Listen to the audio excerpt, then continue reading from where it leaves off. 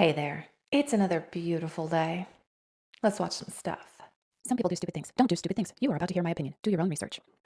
A short time ago, the U.S. military carried out massive precision strikes on the three key nuclear facilities in the Iranian regime. So that happened over the weekend, and there is no shortage of content like this on the internet today. So we're going to do something different. This is for Kula Monks, who dropped some valuable information on me a while back, and I finally got around to getting this stuff together. So we're going to watch that stuff instead. Did you know the Scots invented almost everything you can't live without? No? Let me blow your mind in 30 seconds. The television, John Logie Baird. The telephone, Alexander Graham Bell. The flushing toilet, Sir John Harrington. The raincoat, Charles Mackintosh, perfect for Scottish weather. Insulin for diabetes, John MacLeod. And penicillin, Alexander Fleming. A couple weeks ago, when we talked about early electric vehicles, which absolutely blew my mind, Kula Monks mentioned in the comments that a lot of inventions that we use every day were invented in Scotland. So we're going to take a look at those, and that's just a few of them, and we're going to check out a few more. Sorry it took so long. This is a truly remarkable object, and I can't quite believe I'm getting to hold this. This is the world's oldest football. It's quite befitting, I think, that the oldest football in the world was found in Scotland. Absolutely blows my mind that even the English are saying that the Scottish invented football. Please listen carefully. Glasgow in particular and Scotland in general invented world football, which most people are not aware of. Everything we talk about today is the first of the best of. So me hooking up with Graham and Tam McNabb, the first thing to do is to try and save the site of the first Hampden, because that ground decided how we would build football grounds in the entire world, because the Scots spread it everywhere. And more importantly, it was the ground where the passing and running game of the Scotch professor was perfected. It was the ground where the hearts of the English FA were broken and they had to steal the Scottish game. And you hear all these guys singing "Football's Coming Home." It's a flat lie. The genius of Scots over the last 500 years, and particularly the idea of the clan system, is what gave us football. And there you have it. Did you know that football was invented by the Scots in Glasgow at Hampden? I didn't know that. And here in the States, we call it soccer. But, Scottish born. It was fascinating. It really was. And I've got to be brutally honest. I mean, I knew we invented television, I knew we invented telephone, penicillin, tarmac, all these things. But I was never aware that the first bicycle was made in Scotland. Today we're going to talk about Kirkpatrick Macmillan, who is regarded as the inventor of the bicycle. He was born in 1812 in Dumfriesshire to a blacksmith and began working with his father in 1824. He saw a hobby horse being ridden down the road and thought, that would be easier if you didn't have to put your feet on the ground. So he completed his new machine in 1839. I'm going to read this so I get it right. The first pedal bicycle was propelled by horizontal reciprocating movements of riders' feet on pedals. This movement was transmitted to cranks on the rear wheel by connecting rods. It's a big beast. Must have been difficult and heavy to ride, but he mastered it, and he managed to make the 14-mile trip to Dumfries in less than an hour. He also rode the 68 miles to Glasgow, and this took him 2 days. He never sought to make any money from it or patent it, and Gavin DL of Lesmahago decided to make replicas of this machine in 1846 and is often credited as the inventor of the bicycle. But now you know better. I didn't know that. You're going to hear that a lot throughout today's episode, but he was trying to reinvent the hobby horse. Y'all know what a hobby horse is, right? And what the hobby horse has become. I'll show you.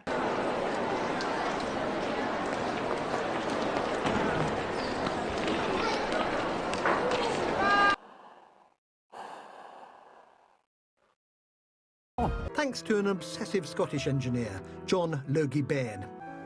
But it was here in Hastings that he had the idea that would change his life. 1925, the television was also invented by John Logie Baird. A Scottish inventor made a significant breakthrough in television technology after earlier experiments and setbacks, including an incident where exploding lenses injured him. Baird successfully demonstrated a working mechanical television system in October of 1925. He transmitted a recognizable image with shades of gray using a ventriloquist dummy named Stooky Bill as his subject. The invention marked a crucial step in the development of television, although it would take several more years for it to become household technology. I didn't know that. Unfortunately, his methods for the mechanical TV were not actually adopted as like what we have today, but he was the first Scottish-born fella to do it. In 1876, Bell uttered the now immortal words to his assistant, "Mr. Watson, come here, I want to see you."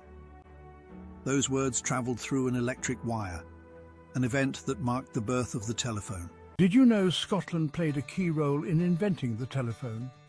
Alexander Graham Bell, born to a Scottish family in 1847, grew up with a fascination for sound and communication. Inspired by his mother's deafness, he dedicated his life to studying acoustics. In 1876, Bell achieved what many thought impossible. He invented the first practical telephone, transforming global communication forever. His Scottish roots fueled his relentless drive and innovation. Today, every call we make is a reminder of Scotland's lasting contribution to the world of technology. Now that I actually did know. Almost everybody knows that Alexander Graham Bell invented the first telephone. But still pretty cool. I didn't know he was Scottish born, so there's that. Penicillin. This discovery revolutionized medicine and has been described as the single greatest victory ever achieved over disease. It's estimated that well over 200 million people have had their lives saved by penicillin, and it continues to be an effective medicine used all around the world to this day. In 1928, Scottish bacteriologist Alexander Fleming made a serendipitous discovery that would revolutionize the field of medicine: penicillin. Imagine this. Fleming returned from a holiday to find that a mold called Penicillium notatum had contaminated his petri dishes of Staphylococcus bacteria. Instead of throwing them away, he observed something peculiar. The bacteria surrounding the mold were being destroyed. This accidental discovery marked the birth of antibiotics. Before penicillin, infections like pneumonia, gonorrhea, and rheumatic fever often meant a death sentence. But with penicillin, mortality rates from bacterial infections plummeted. This wonder drug not only saved countless lives during World War II, but also paved the way for the development of other antibiotics. Did you know that penicillin was initially called mold juice? I didn't believe that. I had to look it up. It actually was called mold juice. Now, I knew it was like a whole unintentional invention, and that's how a lot of things actually are invented accidentally. But yeah, another Scottish-born contribution to the world. Here's how to track down one of Edinburgh's greatest mysteries in the National Museum of Scotland. Hidden on one of the museum's many floors are the Arthur's Seat coffins. What you need to do is head upstairs and head straight past the steam train on the left-hand side, continue going past all the funereal stuff, which is very interesting, you should definitely check out, and then you will finally find the little coffins. This little mystery has plagued Edinburgh for a long, long time. In the 1800s, these little coffins were found by some schoolboys who were walking around on Arthur's Seat. Nobody knows why these meticulously handcrafted coffins ended up on the mountain, but Arthur's Seat, which overlooks Edinburgh City, has a long history of witchcraft. It's thought these little items may have been made by a witch to curse their enemies, but another theory is that they commemorate the lives of the victims of Burke and Hare, the notorious body snatchers. Whatever the reason for their creation, they're absolutely fascinating. Go and see them when you're in Edinburgh. Yeah, I know, that's not an invention. But I was zipping through all kinds of Scottish awesome things and I found this and I couldn't resist. That is pretty cool, little tiny coffins there for why. Still don't know. That's neat. Ever wondered how we went from ice blocks to the sleek refrigerators in our kitchens today? The journey of the refrigerator begins in the 18th century. In 1755, Scottish professor William Cullen demonstrated the first artificial refrigeration, though it was far from practical. Fast forward to 1805, Oliver Evans designed the first refrigeration machine, but it was Jacob Perkins who patented it in 1834. This vapor compression cycle is still the foundation of modern refrigeration. By the 1840s, ice was the primary means of refrigeration, with ice boxes becoming common in homes. The real game changer came in 1927, when General Electric introduced the monitor top refrigerator, making electric refrigeration accessible to the masses. Did you know that early refrigerators used toxic gases like ammonia and methyl chloride, leading to fatal accidents? This sparked the development of safer refrigerants, such as Freon in the 1930s. Modern refrigerators have evolved to include smart technology, energy efficiency, and even Wi-Fi connectivity. From preserving food to medical uses, the refrigerator has undeniably transformed our lives. Yeah, I didn't know that.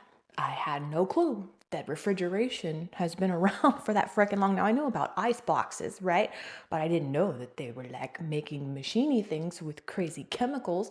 And now look what we have today, a refrigerator that tells you it looks like you are low on yogurt. Would you like me to add that to your shopping list? Who needs that crap? It's insane. The refrigerators are crazy. They're hooked to our Wi-Fi so that the AI can spy on us. Yeah, I gotta go a little conspiracy brain in here. I'm getting a little amped up on all this actual factual stuff. Gotta go a little crazy. In 1887, a Scottish professor named James Blyth built the first wind turbine to generate electricity. His invention powered his holiday home in Marykirk, Scotland. But why did he do it? Blyth was inspired by the relentless Scottish winds. He saw potential where others saw only bluster. His neighbours, however, were sceptical, calling it Blyth's folly.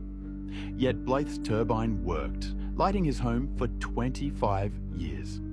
Did he foresee the future of renewable energy? Perhaps. His creation laid the groundwork for modern wind farms. Curious about more historical innovations? Hit the like button, subscribe, and leave a comment. Did you know that? I didn't know that. But he was right about one thing. Hit that like button. Consider subscribing. And drop me a comment.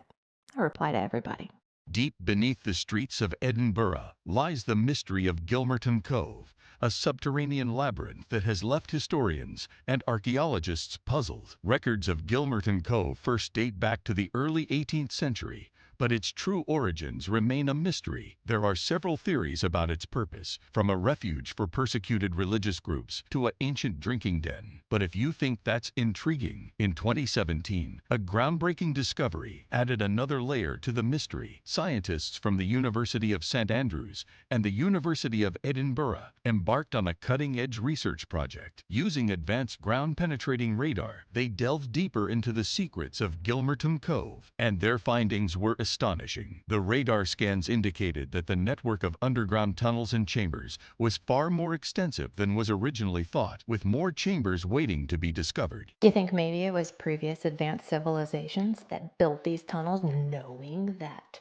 but the poles were going to shift and they had to like preserve their livelihoods? Maybe. The first creature to ever have sex was Microbrachius dicki over 385 million years ago in modern-day Scotland. Well, there you go. Scotland. Paving the way in that aspect as well. Did ancient humans really survive an ice age in Scotland? 12,000 years ago, during a deep freeze called the Younger Dryas, much of Britain was thought unlivable. But new evidence shows small groups may have toughed it out in northern Scotland.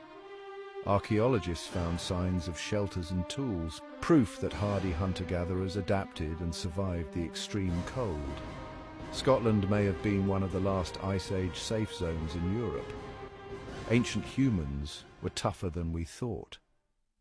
Maybe that's why those tunnels are there. I didn't realize that I had another clip that was talking about stuff that could have potentially described a clip that we just watched. So yeah, maybe they dug the tunnels because they knew that this ice age was coming. Okay, let me introduce you to this man here, James Hannay. He was born in Glasgow on New Year's Day in 1855, and he became a chemist. He patented many inventions, but is most well known for diamonds. He believed he could make diamonds. In 1880, the Royal Society published his paper on the synthesis of diamond. He claimed that he had made diamonds by heating together a mixture of paraffin, bone oil and lithium to a red heat in sealed wrought iron tubes. And the minute particles that he claimed to have produced are currently in the mineral department of the British Museum. However, it's said that Hannay was offered a large sum of money if he dropped everything, and that the stock exchange and the Amsterdam Bourse were het up by his discovery. But anyway, apparently he squandered most of his money and died in a mental hospital in 1931. Those are not my words, that is what it is described as. This is a little bit of both worlds. Scottish invention and a bit of conspiracy, because now we have this thing called black shelving, right? Where somebody creates something fantastic and the government swoops in and buys that person out and just kind of puts it away so that it cannot happen, for why we all know, because there's too much money in the alternative. So not only that, but he also went crazy. And don't they do that to people who make these fantastic inventions that they black shelf? They make you out to be crazy. Yeah. And now we have this thing called moissanite, and it's like an artificial diamond. I don't know if they use the same like chemical process to do that, but those are getting pretty big right now. Have you ever found a hagstone? Stones with naturally made holes, also known as holy stones or Odin stones. It's said that peering through the hole can reveal a fae's true form. Found near rivers and on beaches, and often worn around the neck, or hung above windows and fireplaces, as only good spirits can pass through. It is said that when a hagstone breaks, it's used its gift to save a life. So what will you see next time you peer through a hagstone? I just thought that was pretty cool. Gotta throw a bit of Scottish lore in there. Okay, let me tell you about the 8,000-year-old dolphin who's just been discovered in Stirling. Paul MacDonald had been digging a swimming pool in his garden when he struck the bone with his digger. And he found the skeleton of a 10-foot dolphin, which is thought to have washed up after the last ice age. And the bones had been preserved in clay around 80 centimetres below the ground. A broken tool made of deer antler was also found, which would have been used to carve the meat from the dolphin. And so it's thought that the dolphin was consumed by local hunter-gatherers. If you know the geography of Scotland, then you'll know that Stirling isn't along the shoreline. But it's thought at ancient times there may have been an ancient shoreline nearby. And then getting stuck in the clay preserved it. So there you go. So Stirling is pretty far in, but there is the River Forth that comes from the North Sea. It may flow to the North Sea. I'm not 100% certain. I just know they're connected. That does run basically into Stirling, so I don't know how far away from that it was found, but maybe it had, receded over time. That's still a pretty cool find. 8,000-year-old dolphin just digging in the ground, trying to make a pool. There's been a lot of talk about Stonehenge in the newspapers and all over the websites because of we've actually got an answer for once. There's so many questions that still lie unanswered, but we now know where the altar stone came from. Now, Stonehenge is made out of a selection of two main types of stone, and we've known for quite a long time now where they came from. But one stone, the altar stone, we didn't know exactly where it come from, and we didn't know where it hadn't come from, and that was Wales. Now, the altar stone is just beside me here, and it's right in front of the tallest stones of all at Stonehenge.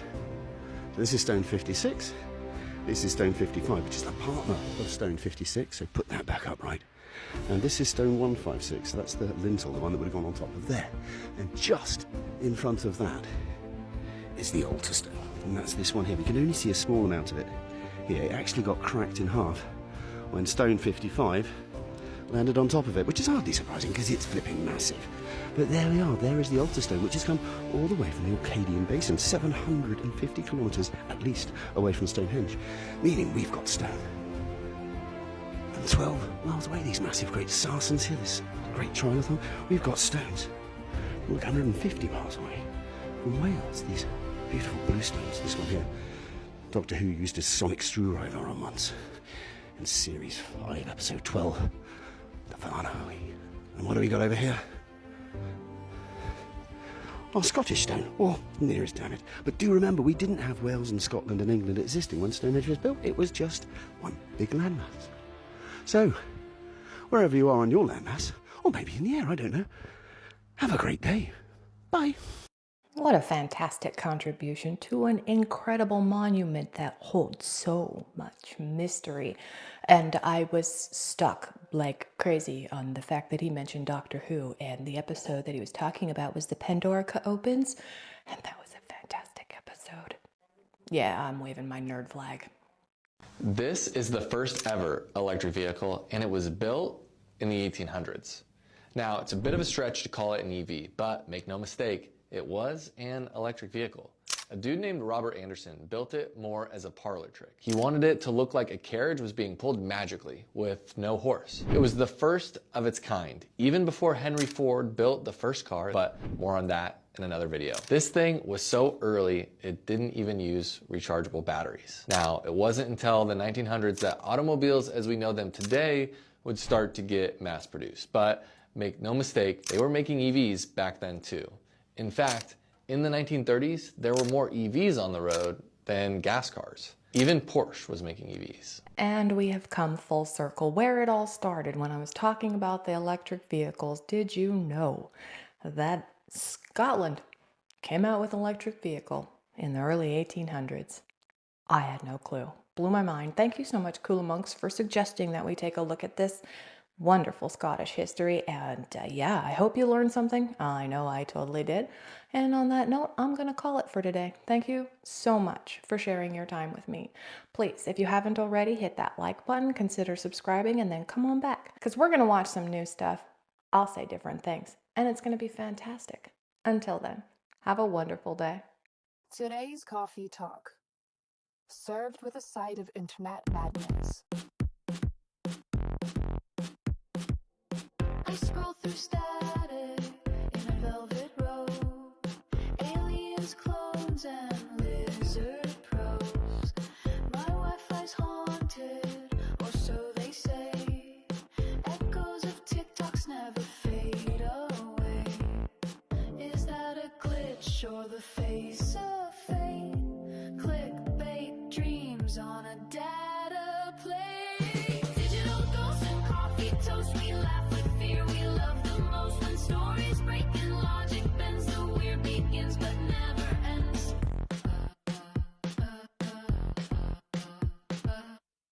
Dudes with theories, hats of foil, government stealing microwave oil, flat earth maps in a donut shape, and don't forget that moon is fake. She said, watch this, then hit record. The rabbit hole's a motherboard. Digital ghosts and coffee toast, we sip the strange, we roast the host. Truth in memes or maybe lies, it's all just fun until it fries. That lady just married a ghost pirate. No further questions.